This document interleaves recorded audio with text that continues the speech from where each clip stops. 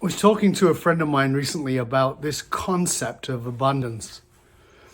And I was remembering that I think, probably 24 years old, and I was standing on Hay Street in Perth, Western Australia, which is the main shopping mall.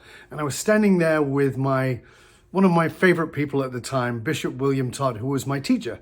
He was teaching me about Coptic and Gnostic Christianity. I was learning things that I had never even imagined before. And his knowledge base and willingness to share always brought out the very best in my curiosity. I was deeply curious, and I would drink in the deliciousness of everything he would share. But one of the cool things about him was that oftentimes what he was teaching me didn't come directly at me. It often come in a sideways sort of way. And that's exactly what happened on this particular day. As we stood there on Hay Street in the beautiful, warm, sunny summer's day, all of a sudden, out of nowhere, a little boy, just gorgeous little kid, maybe about 5 years old, comes wandering up, and he looks up at Bishop Todd and he smiles at him.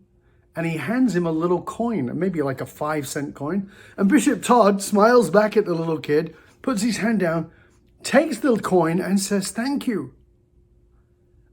I got to tell you that inside, I was kind of incensed. I was like, how could you take money from a child? But I didn't say anything because I wanted to appear enlightened at least.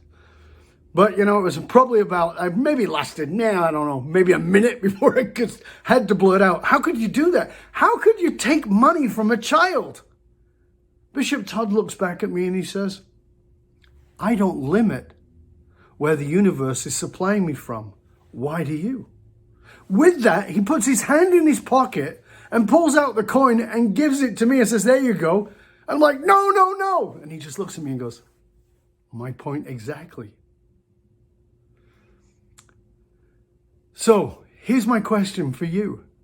Are you willing to be curious about how you might be blocking the flow of abundance coming into your life?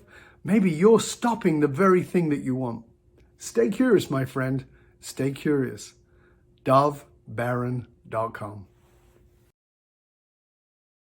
Dov Baron has been speaking internationally for over 30 years. He's presented for the U.S. Air Force, the Servant Leadership Institute, the World Business Conference in Tehran, the State Department, and the United Nations.